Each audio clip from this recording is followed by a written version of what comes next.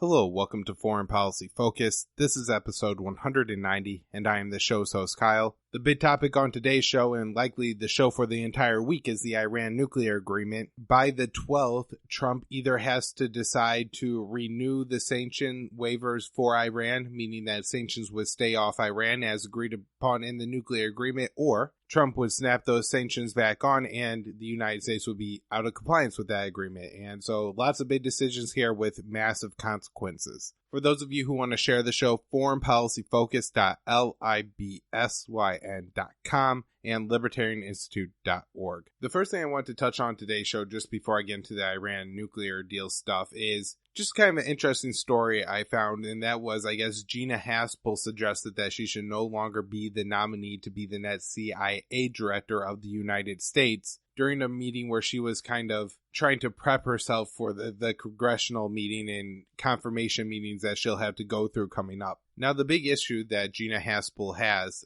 in becoming the next CIA director is that she was involved in the torture program, and not just involved, but involved in a pretty significant and serious way. Gina Haspel oversaw torture when she was head of the CIA Blad site in Thailand, and now this wasn't the entire time that CIA Blad site was running. However, for a portion of the time, and she was there while people were waterboarded, which is just, drowning them and then bringing them back right before you kill them. And then later on, as a higher ranking member of the CIA, Gina Haspel worked along with, I believe his name was Jose Rodriguez, who was kind of the head up of the CIA at that point, or her boss at least, in destroying the videotapes of the torture at that CIA Blad site. Now, I think it's still important to remember that we give the director of the CIA a lot of power and a lot of authority to do things that none of us as average civilians could do. Well, the CIA in the past has conducted overthrows of regimes. They've propped up terrorist groups in several different countries, including Afghanistan, Syria, and Iran. They've carried out assassinations and have been involved in drug smuggling, etc. And so if you're going to give an organization this much power, I think it should be very important to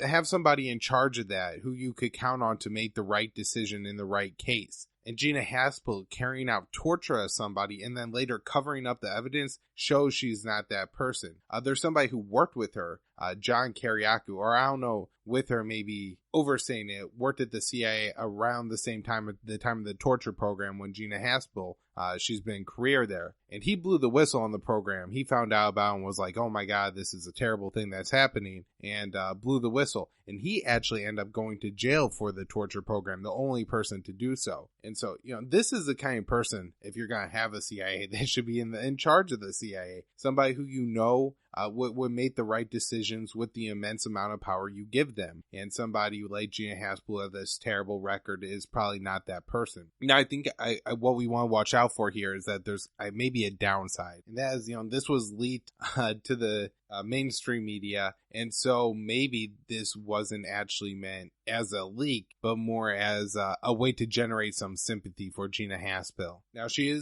would be the first woman to be the director of the CIA. And if she's worried that the congressmen are going to be really mean to her for something that she did for, George W. Bush and to keep America safe after 9/11, well, you can spin that as being a little sexist and, kind of just make an issue out of it that way and really generate some sympathy and, more or less goodwill for her. And so, we really don't want to see that. And I'm definitely a little bit concerned that something like that could come out of this. However, hopefully it's just that she actually doesn't want to get badgered in front of a group of people by the fact that she's a torturer, and it's going to absolutely and hopefully destroy her reputation and career. All right, now let's talk about the Iran nuclear agreement. Now, for those of you who listen to the show on a regular basis, you've heard me talk about the Iran nuclear agreement extensively. And so once again, I'm not going to just re-explain it all on today's show.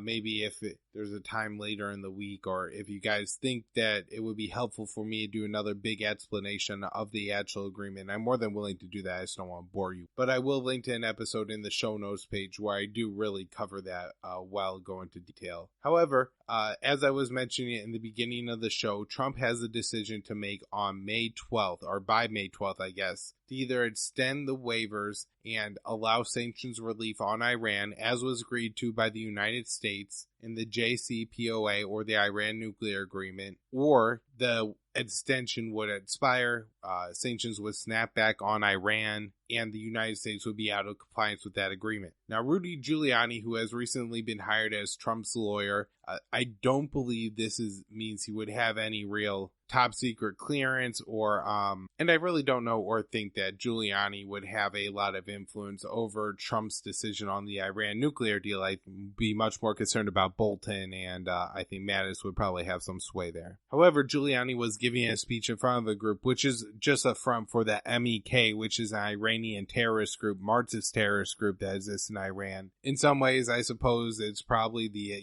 kind of extremist Sunni resistance there to the Iranian Revolution, the IRGC. And I'm sure that, that again, like all of these situations, is a combination of some blowback that, there's a lot of people that are probably upset about the way the Iranian government has treated them, and maybe some people who are, a part of the group because they're just violent people or, believe in the ideology or whatsoever. Anyways, Giuliani is giving a speech in front of that group's front in the United States. At this speech, though, Rudy Giuliani mentions the Iran nuclear deal, rips it in half, or rips up a piece of paper representing it and spits on it, and also suggested, of course, that we should have regime change in Iran. Now, this policy is absolutely insane. I mean, look at what happened when the United States tried to do regime change in Iran's next door neighbor, Iraq. It was a catastrophe. 4,500 Americans died. We've spent trillions of dollars in Iraq, and we've had to fight a second war there against the Sunni extremists,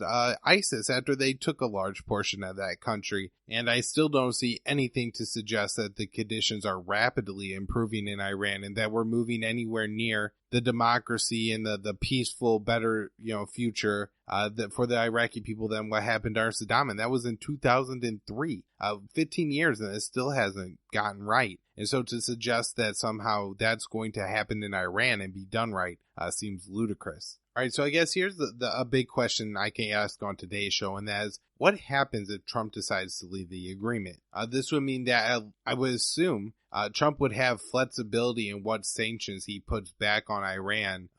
Maybe he decides to put back on all of them that were there before and even more, or maybe he takes a half step and puts on some and not all. I'm not sure how much complete flexibility he has there, but, presidents could pretty do much whatever they want as far as it goes, and I don't see him having a hard time putting whatever kind of sanctions he really wants on Iran. Now, those are just American sanctions, and the agreement, the Iran nuclear agreement, also applied to the European countries, the UK, France, and the rest of the European Union. And all those countries also agreed to lift sanctions on Iran so far as Iran follows certain restrictions as far as their nuclear program goes. And so just because the United States puts sanctions back on Iran doesn't necessarily mean that our European allies have to. And as I've talked about before on this show, the European countries, I think, have benefited more from the Iran nuclear agreement and the companies there than the United States has, and they've started real business, especially Germany. I think that the United States, the agreement has really been hampered by the fact that Obama signed the agreement as he was a lame duck president in 2015. And so pretty quickly you have the Republicans trying to outdo each other on how quickly they'll rip up the agreement as far as taking office. Now, I think Trump as a candidate swayed back and forth between,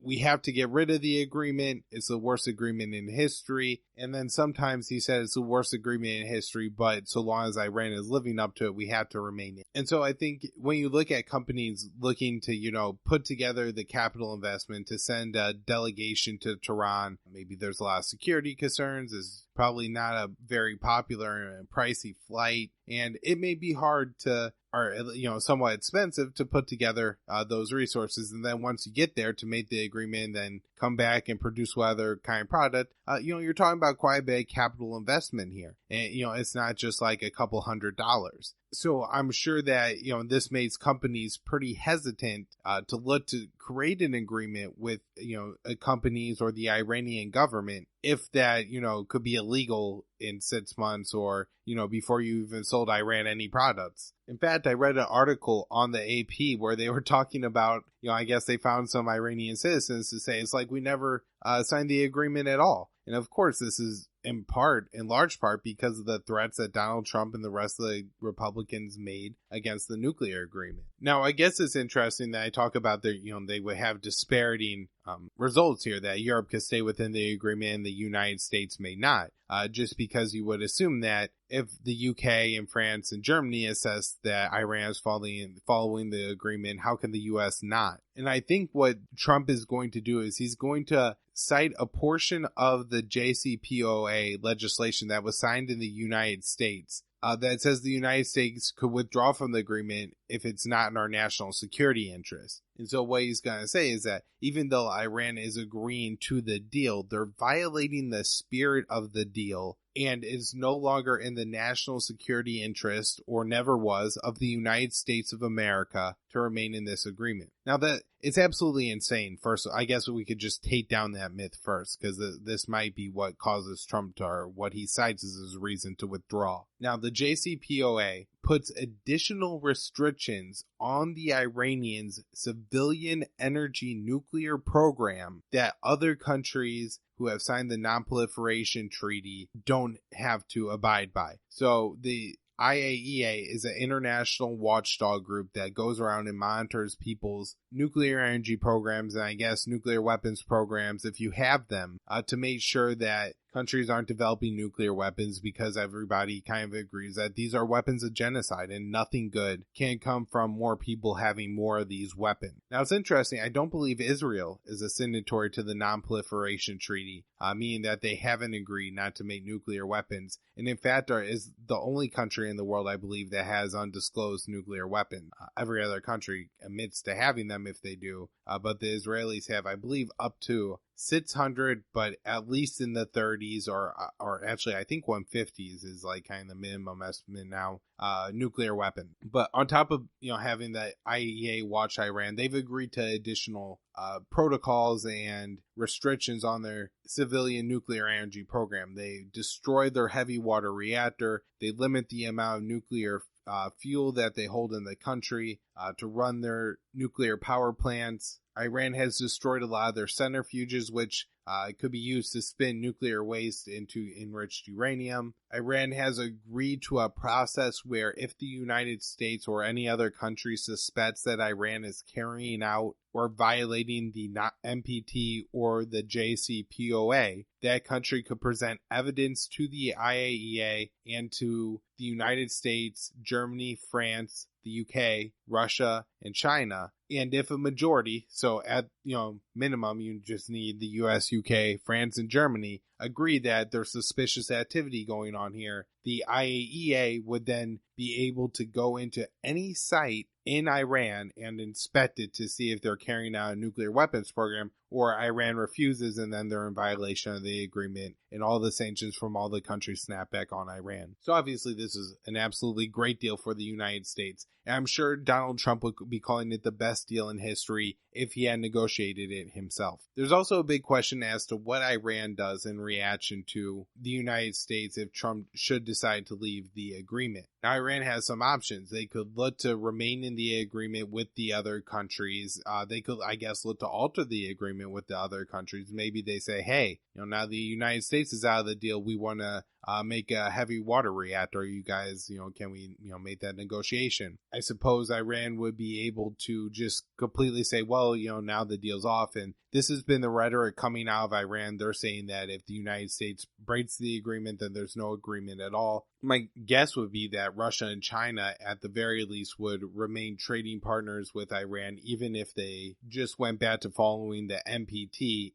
and said, we're going to hold more nuclear fuel. We're going to build heavy water reactors. We're allowed to do that. And I think probably the most likely scenario, though, is that at least Germany and France, and if not the entire European community, remains in the agreement if the United States leaves. And hopefully Iran would just go about abiding the agreement as they were before. and it just kind of goes on without the United States. And then maybe things, some of these European businesses can move closer to Iran, feeling that there's less pressure that the deal could be scuttled by the United States. Now, one of the amazing things about this agreement to me is just, for me, it seems to really resemble what happened with Clinton and then Bush in the Agrarian Framework. And there we had to deal with the North Koreans to make sure that they weren't developing a nuclear weapon. And then 2 years into the Bush administration, John Bolton and Dick Cheney ruined the deal, and North Korea went on to make nuclear weapons. About 4 years later, they had their first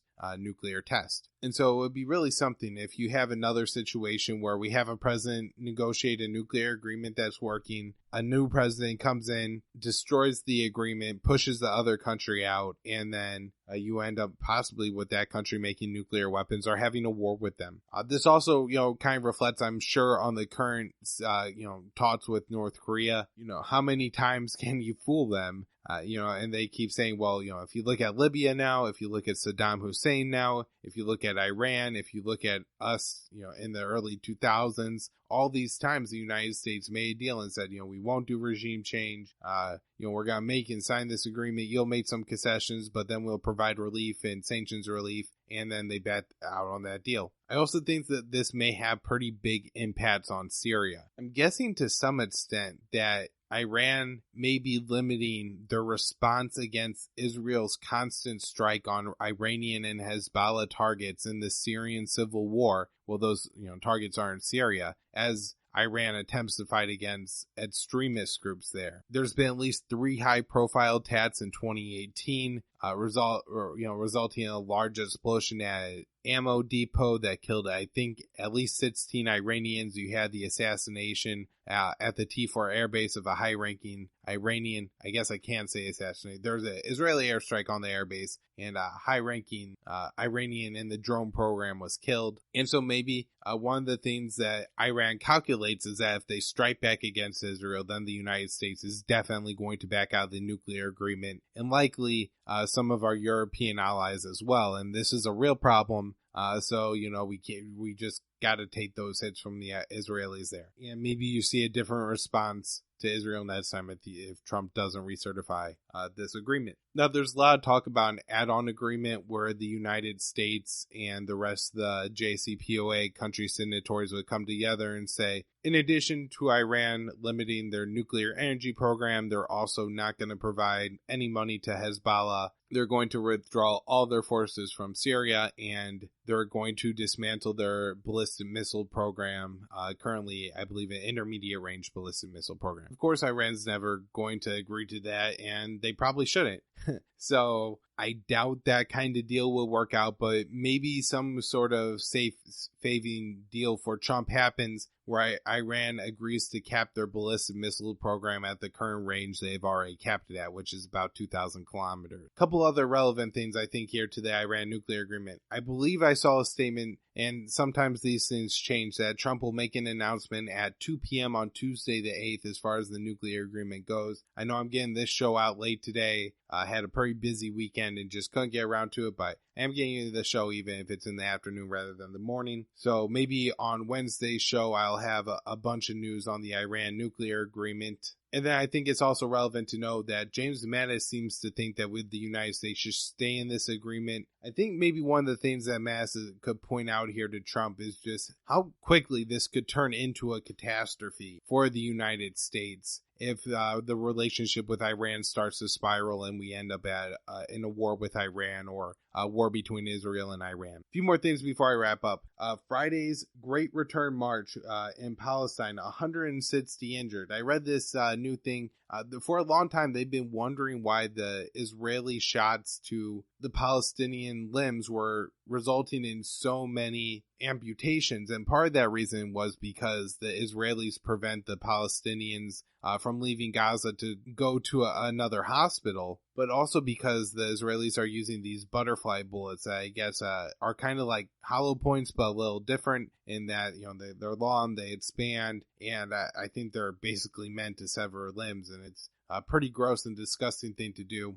I also saw that 3 Palestinians were killed trying to cross into Israel from Gaza on Sunday. Now, it's very strange to me that somehow it's just okay for people to shoot the Gazans trying to leave the small portion of the Gaza Strip that they're allowed to hold. There's 2 million people that live there. And I know everybody's response is like, but Hamas is there. And it's like, okay, but there's dangerous people in Mexico as well. And I'm sure there's nobody, well, okay, there's a chunk of people, but there's a lot of people who are fine with Israel shooting the Gazans as they try to cross the border, who wouldn't be okay if the United States was shooting down Mexicans that were trying to cross into the United States of America. And I think it's absolutely unacceptable for that crime to be punishable by immediate death and non-apprehension. This is absolutely insane that you would claim that this is an okay thing. And, this doesn't even really take into account that, all the surrounding details, like most of these people living in Gaza are refugees, meaning that when they try to leave Gaza, they're just trying to go to the land that was taken from them. Back to some good news. I saw a report that Trump has set the location and the date for the meeting with Kim Jong-un, but that, date and location were not announced. I want to wrap up just by talking about Yemen real quick. Apparently we have some new, or maybe not new, but we have new reporting. The story was exposed that Green Berets are stationed in southern Saudi Arabia, and I guess this is to help Saudi Arabia in operations against the Houthis. Of course, how the hell is America at war with the Houthis? Who knows? Of course, this is a Zaidi Muslim group from northern Yemen who fought several wars against the government there, and then finally, after the Arab Spring in 2012, civil war broke out in 2014. The United States and Hillary Clinton tried to organize a one-man election there that got a Saudi sock puppet elected, and then the Houthis stormed the country and took a large portion of this. It has absolutely nothing to do with the United States of America. It's on the poorest portion of the Arabian Peninsula. There's no reason that the United States needs to be at war in Yemen. However, our Saudi allies are at war in Yemen, and so I guess we're saying our Green Berets there. One of the unfortunate things that could possibly happen is one of those Green Berets could potentially be killed either by a Houthi sniper if they're operating that close to the border, or the Houthis fire a lot of rockets over the border into Saudi Arabia from Yemen. And if our troops are stationed in that area, then we have something bad happen. And of course, the streets of Yemen continue to run red. I mean, you can't really state at this point the toll that war has taken on that country. People are starving to death now, and as Scott Horton has been pointing out, it's not people that are starving to death, it's babies. It's children below the age of 5 and the elderly people. Those are the ones that are starving to death. And so when you kind of dismiss that, it's really unfortunate what's happening in Yemen. It's not just unfortunate. There's hundreds of thousands of children there right now that are retching in pain because they're starving. 400,000 children, I believe, at this point are severely malnourished. And this is just the Saudi starvation tactics. This doesn't include the psychological warfare where Saudi planes bomb funerals and weddings. That sometimes you hear people very callously talk about the people of the Middle East, whether it's the Gazans, who, because some 15-year-old kid threw a rock at an Israeli tank, gets his head blown off, they say, play stupid games, win stupid prizes. Or about Yemen, they'll say, well, those people are really poor and life comes cheap. And then you see, the videos and pictures of a 3-year-old boy clinging to his dead father's body for an entire day after his father died. And so, life isn't cheap. Life is life wherever it is. We're all individuals just, trying to do the best that we can, man. And, there's no reason to treat a country of people like the rest of the world right now is treating Yemen, specifically the United States, Saudi Arabia, the UAE, Egypt, the UK, really doing some bad things there. All right, guys, that's where I'll wrap up the show for today. foreignpolicyfocus.libsyn.com, the brand new news website, immersionnews.com. Love the thing. Check it out. There's a whole bunch of really cool stuff there. If you want to see my work, libertarianinstitute.org. Both the podcast is on the front page there, as well as my daily news roundup featured on the front page there as well. Now our homepage. Facebook is Libertarian Union. Twitter is at KYAAALE. YouTube and BitChute. I am Immersion News. Check out the channel. Subscribe to it, like and share the videos, all that cool stuff. 5-star rating and review on all the podcatchers. Thanks everybody for tuning in.